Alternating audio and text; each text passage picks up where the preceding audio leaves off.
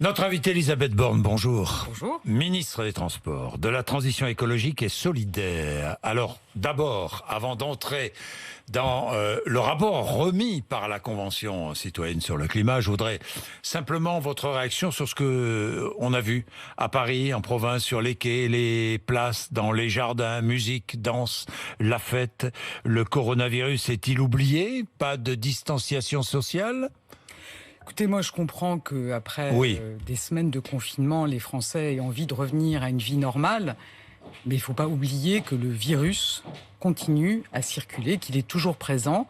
Je pense que c'est important que les Français qui ont montré qu'ils étaient très responsables pendant le confinement, et bien en Là, tête, n'était plus responsable, si je comprends bien. Je était pense, devenu irresponsable. Je n'ai pas dit ça. Je dis que effectivement, tout le monde a envie de faire la fête. Et en même temps, si on veut que ça se passe bien, si on ne veut pas avoir une deuxième vague, il faut continuer à être attentif, à retrouver toutes nos libertés, mais en même temps, en faisant attention à respecter les distances, les gestes barrières. Masque obligatoire dans les transports jusqu'à quand ? Elisabeth Borne. Écoutez, le masque, il va rester obligatoire dans les 4 mois après la fin de l'état d'urgence. C'est ce que prévoit le projet de loi sur le sujet. Je pense que c'est important de garder le masque. Et finalement, on voit que ceux qui utilisent les transports en commun respectent le port du masque. Ils le portent bien. Et je crois que ça nous protège, ça les protège. Et ça me semble une bonne formule. Tant qu'on a un risque, tant qu'on a un virus qui circule, qu'on n'a pas de vaccin, qu'on n'a pas de traitement. Donc, pour l'instant, on porte le masque dans les transports tant qu'on n'a pas de vaccin. Si j'ai bien compris. Si le virus disparaît, ce sera formidable. Mais si le virus est là, qu'il n'y a pas de vaccin, qu'il n'y a pas de traitement, je pense que c'est bien de continuer à porter le masque. Bien, Elisabeth Borne, municipale dimanche. On vous a déjà posé la question, mais je vous la repose. Si vous votiez à Strasbourg, Lyon, Bordeaux, Metz, est-ce que vous voteriez Europe Écologie Les Verts ? Alors, vous savez qu'à Strasbourg, il y a un candidat soutenu par La République En Marche. Donc, je voterai pour ce candidat. Et ailleurs ? Enfin, on va pas faire la carte. Non, de je France. Fais pas la carte. On mais va pas faire la je carte. Fais pas de la France. carte, Elisabeth Borne. Non, mais je vous dis parce qu'il y a une ambiguïté. Non, il n'y a pas une ambiguïté. Alors, je pense que nos candidats, ils défendent l'écologie partout, et ils le font avec ou sans Europe Écologie Les Verts. Mais quand il y a des candidats écologistes, vous ne votez pas pour le candidat écologiste. L'écologie, c'est pas le monopole d'un parti. Vous voyez, je pense que le temps où on pouvait penser ça est révolu. L'écologie, c'est l'affaire de tout le monde. Si on veut mener la transition écologique, ça veut dire que tout le monde doit s'emparer de ce sujet, et c'est ce que je constate à l'occasion des municipales. En tout cas, je peux vous dire que tous les candidats soutenus par La République En Marche ont à cœur de porter un projet de transformation écologique des villes. Même lorsqu'il y a des alliances avec les Républicains qui ne défendent pas particulièrement l'écologie. Je pense qu'on a veillé systématiquement à ce que les projets prennent en compte les enjeux majeurs de la transition écologique. Enfin, moi, je vous dis que l'écologie, c'est pas... Ces accords ne vous gênent pas. Je dis que l'écologie, c'est pas le monopole d'un parti. Et puis, sur ces questions d'alliance, posez aussi la question à M. Julien Bayou de savoir s'il a voulu des alliances avec La République En Marche. Bien, Elisabeth Borne, qu'a voulu Emmanuel Macron en créant cette convention citoyenne sur le climat ? Que voulait-il faire ? Cette convention citoyenne, je pense que c'est quelque chose de très important.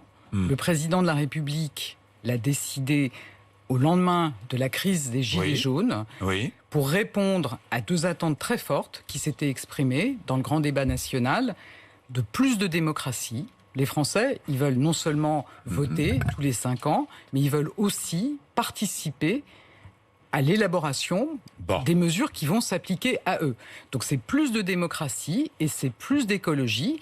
Et je pense qu'aujourd'hui, c'est vraiment un très grand succès. Plus de démocratie, plus d'écologie. Donc 150 citoyens ont été tirés au sort. Ces citoyens ont travaillé 9 mois avec l'objectif de proposer des mesures réduisant d'au moins 40% les émissions de gaz à effet de serre avant 10 ans. Et ce, dans une logique de justice sociale. C'est bien résumé. Je vous confirme que c'est bien la demande très précise qui leur a été faite. Oui. Et moi, je voudrais vraiment souligner... Le texte final a été adopté hier. Absolument. J'étais hier pour recevoir les propositions de la Convention. C'était très émouvant parce que vous savez, c'est pas banal d'avoir 150 citoyens, à l'image de notre pays, qui ont travaillé d'arrache-pied pendant 9 mois pour répondre à cette question. Il y a eu des mouvements de grève pendant cette période. Ils ont subi, comme nous tous, une crise sanitaire sans précédent et ils ont été au bout de l'exercice. C'est important parce qu'au départ, il y avait beaucoup de scepticisme. Vous savez, il y avait des gens qui nous disaient « mais le sujet est beaucoup trop compliqué, ils n'y arriveront pas » ou bien « les mesures, on les connaît déjà ». Ils ont été au bout de la démarche. Ils ont fait des propositions très globales. Nous allons en détailler certaines, Elisabeth Borne. D'abord, que demande-t-il ? Introduction dans le droit pénal français du crime d'écocide. C'est quoi le crime d'écocide ? Il s'agit de réprimer un crime contre l'environnement. Un écocide est une action ayant causé un dommage écologique grave. La Convention citoyenne souhaite l'organisation d'un référendum sur cette proposition. Vous aussi, est-ce que vous y êtes favorable ? Alors, de façon générale, moi je suis évidemment favorable à mieux réprimer les atteintes à l'environnement. Ça ne sert à rien de voter des lois, de prendre des décrets si ces textes ne sont pas respectés. Donc ça rejoint tout à fait, moi, ce que je porte avec Nicole Belloubet. Donc vous êtes favorable au crime d'écocide ? Je suis favorable à renforcer... Enfin, favorable au crime. Je suis favorable à l'introduction dans le droit pénal du crime d'écocide. Je suis favorable, très clairement, à renforcer les sanctions contre les atteintes à l'environnement, aussi à avoir des juges spécialisés. Et je vous dis, ça rejoint tout à fait ce qu'on porte avec Nicole Belloubet. Donc introduction dans le droit pénal français. Sur la modalité, attendez, sur la modalité, je vois déjà une interprétation différente. Je vous pose une question claire, Elisabeth Borne. Introduction dans le droit pénal français du crime d'écocide, oui ou non ? Je vous dis que moi je suis favorable à tout ce qui peut permettre de mieux réprimer les atteintes à l'environnement. La proposition, on va la regarder attentivement et en plus il demande un référendum. Oui. Ça permettra aussi aux Français de se prononcer. Vous êtes favorable à un référendum, alors ? De façon générale, je pense que, sur ce sujet, compte tenu de l'urgence écologique et climatique, on ne peut pas répondre aux défis par des petites mesures. Et je pense qu'il faut donc des mesures fortes. Et des mesures fortes, il faut s'assurer qu'on a une adhésion des Français. Vous savez, moi j'entends souvent des gens... Donc référendum. Je pense que le référendum, dans son principe... Non, mais attendez, ne tournez pas autour du pot, Elisabeth Borne. Vous me dites que c'est indispensable, cette notion de crime d'écocide. Ces citoyens proposent, dans le droit pénal français, l'introduction du crime d'écocide, proposent l'organisation d'un référendum. Vous me dites oui, on est d'accord, mais finalement, vous ne me dites pas... Alors, oui ou non, le référendum ? Alors, vous savez que c'est pas moi qui décide des référendums et que le président de la République... Je ne sais pas ce que décidera le président de la République. Mais vous êtes favorable ou pas à ce référendum ? Moi, je suis favorable à un référendum sur des questions de principe, sur la réforme de la Constitution. Et je pense que c'est aussi important d'avoir... Révision de la Constitution pour introduire dans la Constitution la préservation de la biodiversité, de l'environnement et de la lutte contre le dérèglement climatique. Je suis tout à fait favorable à renforcer notre Constitution sur ces enjeux climatiques, sur la prise en compte de la biodiversité. On peut avoir l'impression que c'est quelque chose d'assez abstrait. En réalité, c'est quelque chose de très important, parce que ça veut dire qu'ensuite, toutes les lois qui seront votées devront respecter ces obligations de prise en compte des enjeux environnementaux. Borne, référendum sur ces deux sujets, si je comprends bien. C'est ce que demandent les citoyens que vous encensez. C'est ce qu'ils demandent. Mais je les encense pas, je leur rends hommage.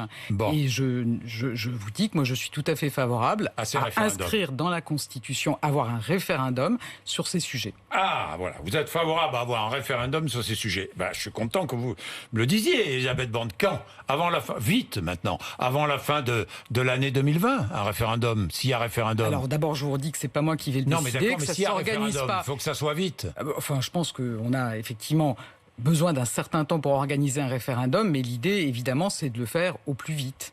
Avant la fin de l'année. Je ne suis pas une spécialiste de l'organisation des référendums. Il faut aussi, parce que vous savez, et je pense que les citoyens, ça leur tient aussi à cœur. Qu'est-ce qu'on voit ? On voit que les citoyens, ils ont eu l'occasion d'échanger avec des scientifiques, avec des experts, et ils nous disent, on a pris une claque. On a réalisé que quand on vous parle d'urgence climatique, d'urgence écologique, ça veut dire que oui, la situation est très grave. Ils ont fait tout un chemin, et je pense que c'est important que les Français qui ont conscience de l'urgence climatique. Vous savez, quand on a, comme l'an dernier, une canicule, quand on a des agriculteurs qui subissent des sécheresses, puis ensuite des pluies diluviennes, je pense que tout le monde a conscience qu'il y a un problème avec le climat. Mais là, ces citoyens, ils ont pu échanger, je vous dis, avec des experts et des scientifiques, et ils ont mesuré la gravité de la situation. Et je crois que c'est important que cette démarche, on prenne le temps de la voir avec tous les Français. Alors, Elisabeth Borne, donc, il faut prendre le temps, mais organiser un référendum, vous me dites oui, et rapidement, peut-être avant la fin de l'année, nous verrons bien. Mais pourquoi pas? Absolument. J'ai bien résumé? Absolument. Tout à fait. Bon, d'accord. Donc, référendum, peut-être avant la fin de l'année. Bien. Regardons les mesures maintenant. Vitesse sur autoroute réduite à 110 km/h au lieu de 130. Vous êtes favorable à ça? Je vais répondre sur cette mesure, mais je pense que ce qui est important, c'est de voir que ces citoyens, dont je redis qu'ils sont à l'image de nous tous, ils portent le fait, avec lequel je suis totalement d'accord, que la transition écologique, ça suppose une transformation globale. Ça suppose d'agir dans toute notre économie, de transformer notre économie, et puis ça suppose... On va le voir à travers les mesures d'ailleurs proposées par ces citoyens. Et ça suppose aussi des changements de comportement individuels. Voilà. De passer à la réparation plutôt que de jeter, de passer à des circuits je vais entrer. Je commence avec les transports, avec l'automobile. Vitesse sur autoroute réduite à 110 km/h. Vous êtes favorable ou pas? Ce que je pense qu'il faut avoir en tête, parce qu'on peut se dire, mais pourquoi les citoyens à qui on a demandé de travailler sur le climat viennent s'occuper de la vitesse sur les autoroutes? Eh bien, si on baisse la vitesse, on réduit de 20% les émissions de gaz à effet de serre. Dans le principe, du coup, c'est vrai que c'est une mesure efficace pour le climat. Moi, ce que je vous dis, c'est qu'on a bien en tête aussi... Est-ce que vous êtes favorable ou pas? La réaction... Je vais vous poser 10 fois la question. Mais Jean-Jacques Bourdin, je peux vous répondre. À titre personnel, oui, mais voyez, moi je ne prends pas tous les matins ma voiture pour faire 30 km aller-retour sur autoroute. Elisabeth Borne, donc si je vous demande à titre personnel, vous me dites oui, j'y suis favorable. Voilà, mais je pense que c'est important sur des sujets comme ceux-là de vérifier qu'il y a aussi une adhésion des Français. Et de ceux qui sont directement concernés, c'est pas mon cas, je ne vais pas au travail en prenant ma voiture pour aller en utilisant alors Elisabeth Borne, prêt à taux zéro pour l'achat d'un véhicule propre, augmentation du bonus pour les véhicules peu polluants tout en renforçant très fortement les malus pour ceux qui polluent, indemnité kilométrique indexée sur les émissions de CO2 de la voiture, tout ça c'est pas mal comme mesure. Alors, ils vont tout à fait dans le sens de ce que moi je porte depuis le début du quinquennat, d'aider les Français à se déplacer et de se déplacer en émettant moins de gaz à effet de serre. Il ne vous aura pas échappé que on a soutenu l'industrie automobile qui était en grande difficulté. On l'a fait en voulant réorienter massivement vers des véhicules électriques. Donc effectivement, il faut renforcer le bonus. C'est ce qu'on a fait.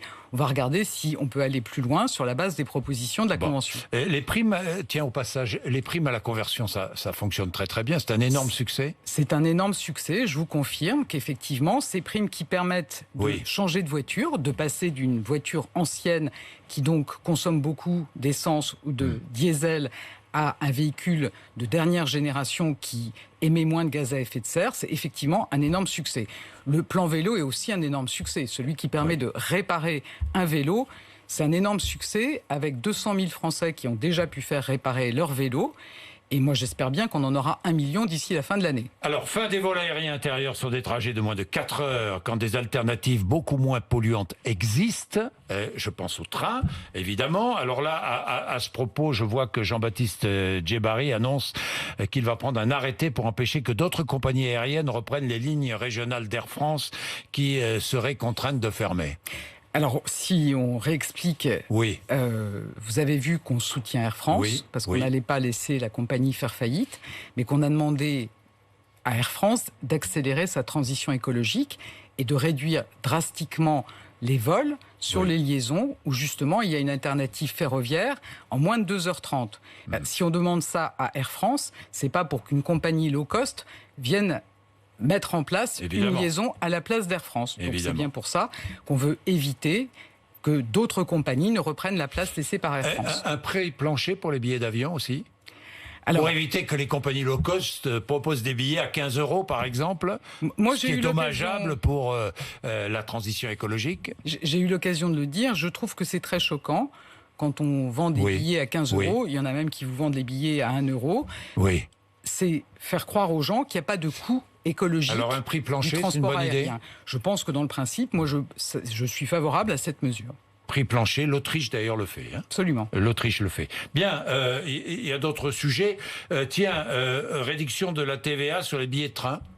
De 10 à 5,5% aussi, ça... Là aussi, on voit bien l'intérêt de ce qui est proposé, c'est de dire qu'aujourd'hui, on vient de le dire, il y a des billets d'avion qui coûtent rien, donc ça n'est pas une bonne chose. Et rendre le train attractif, c'est vraiment ce pourquoi je me bats depuis le début du quinquennat. C'est tout à fait le sens de la réforme ferroviaire, de s'assurer aussi qu'on a des lignes ferroviaires qui sont en bon état et que ça permet aux Français de préférer le train. C'est d'autant plus important, vous savez qu'aujourd'hui... La SNCF nous dit que les réservations, elles sont très basses pour l'été prochain. Et moi, je voudrais dire aux Français que le train, c'est un bon moyen de déplacement, que c'est un transport très sûr, qu'il y a beaucoup de précautions qui sont prises. Donc, n'hésitez pas à prendre le train. Bon, Elisabeth Borne, à propos des aéroports, interdire la construction de nouveaux aéroports et l'extension de ceux existants... difficile comme mesure, ça, non? Interdire l'extension d'un aéroport. Alors, c'est des mesures qui sont en cohérence avec ce qui est proposé. Je pense qu'aujourd'hui, vous savez, le sujet, c'est pas l'extension des aéroports. Hein. Le transport aérien, il est tombé à 3% de ce qu'il était l'an dernier. Aujourd'hui, on a dû remonter à 10%. Donc, je pense qu'il n'y a pas urgence à faire des extensions d'aéroports. Oui, la privatisation d'aéroports de Paris, c'est abandonné ou ça va être repris? Je pense que vous voyez que les circonstances se prêtent pour pas l'instant, vraiment mais ça va être repris travailler. après? Enfin, je pense que c'est pas le sujet des mois qui viennent. Non, mais d'accord, mais est-ce que ça va être repris? Écoutez, au-delà de 2022, on verra. Nous verrons bien. Bon, je ne vais pas entrer dans tous les détails, mais moi, j'avais envie de vous poser une question sur l'installation des entrepôts logistiques Amazon. Est-ce que vous êtes favorable à un moratoire? Je pense que là aussi, c'est un sujet qui renvoie vraiment à nos choix de société. Vous savez, on a vu pendant le confinement qu'on a eu une forte poussée sur ce commerce en ligne. Ce commerce en ligne, il faut aussi avoir en tête qu'il participe à la dévitalisation de nos centres-villes, aux difficultés que le petit commerce peut rencontrer en centre-ville. Mais il y a des Français qui disent écoutez, moi, j'ai pas de commerce à proximité, j'en ai besoin. Donc, c'est un débat de société qu'il faut avoir. Mais donc il faut avoir ce débat de société. Pas de moratoire. Non, je vous dis ça parce qu'il y a des députés qui ont déposé proposition de loi demandant le moratoire sur l'installation de ces entrepôts. Ça renvoie à plusieurs sujets. D'abord, celui du commerce en ligne. Oui. Est-ce qu'on peut plutôt faire ses courses dans les commerçants à proximité? Évidemment, moi je trouve que c'est mieux. On a aussi des Français qui nous disent « moi, j'ai pas de commerce à proximité de chez moi ». Vous n'êtes pas trop favorable au moratoire. Par ailleurs, dans l'installation de ces entrepôts, il y a une autre dimension qui est du reste aussi regardée par les 150 citoyens, c'est la bétonisation des surfaces agricoles et des espaces naturels. Et là, qu'il faille aussi lutter contre cette bétonisation, évidemment, j'y suis favorable. Bon, changement obligatoire des chaudières au fioul ou à charbon d'ici 10 ans, contraindre propriétaires, occupants et bailleurs à rénover les logements, aide à la rénovation d'ailleurs, interdiction des terrasses chauffées. Oui, je pense que c'est effectivement paradoxal de chauffer l'air. Bon, vous dites oui. Alors, que vont devenir toutes ces mesures-là? Alors, le président de la République, qui avait rencontré les 150 citoyens en janvier et qui les revoit lundi prochain, aura l'occasion de répondre point par point. Mais l'esprit, c'est qu'on a des mesures d'abord qui proposent des accélérations, d'accélérer la rénovation des bâtiments, d'accélérer les investissements dans le ferroviaire, d'accélérer sur les voitures électriques. Vous voyez bien que toutes ces propositions, elles ont vocation à alimenter le plan de relance sur lequel on est en train de travailler. Ensuite, le président avait dit que si des propositions étaient abouties, en particulier, comme l'ont fait les citoyens, des rédactions, des textes rédigés, alors ces propositions avaient vocation à être transmises au Parlement pour continuer le travail législatif ou à être soumises à référendum. Donc sur chacune des mesures, le président pourra leur répondre lundi prochain sur la suite qui va être donnée à ces propositions. Donc il y a des mesures là qui vont être soumises au Parlement, adoptées ou pas adoptées. C'est ça? Il y a évidemment des mesures. Pour que je me mets à la place du citoyen, pour que le citoyen comprenne bien. Elisabeth Donc Borne. je vous confirme qu'il y a des mesures qui ont été proposées, qui vont être transmises au Parlement sans filtre, comme l'engagement avait été pris, et qui vont évidemment être débattues au Parlement. Est-ce qu'il est possible de prendre des décrets aussi pour faire appliquer certaines de ces mesures? Il y a très aussi vite des mesures qui relèvent du décret. Moi, j'ai pas fait du chenillage cette nuit, mais je peux vous assurer qu'il y a des décrets, des mesures législatives, et qu'évidemment, on a à cœur. Et vous savez, moi, j'ai échangé à plusieurs reprises avec les citoyens de la Convention. Évidemment, ils ont à cœur que tout ce travail qu'ils ont fourni ait bien une suite. Et je peux vous assurer que le président de la République et le gouvernement entendent bien cette attente. Bien, dernière chose, est-ce que le déploiement de la 5G sera retardé? Ce que je pense important, c'est que là aussi, on donne les éléments aux Français pour qu'ils ne soient pas inquiets et qu'on ait bien les évaluations des impacts sur la santé et l'environnement de cette nouvelle technologie. Donc je pense que c'est bien, et c'est ce que j'ai eu l'occasion avec Olivier Véran d'exprimer au Premier ministre, c'est bien d'avoir les résultats de cette étude au moment où on vous a dit démarrera. oui. Le Premier ministre vous a répondu. Je n'ai pas encore la réponse. Je n'ai pas encore la réponse. Bien, merci Elisabeth Borne d'être venue nous voir ce matin. Il est 8h55 RMC et BFM TV.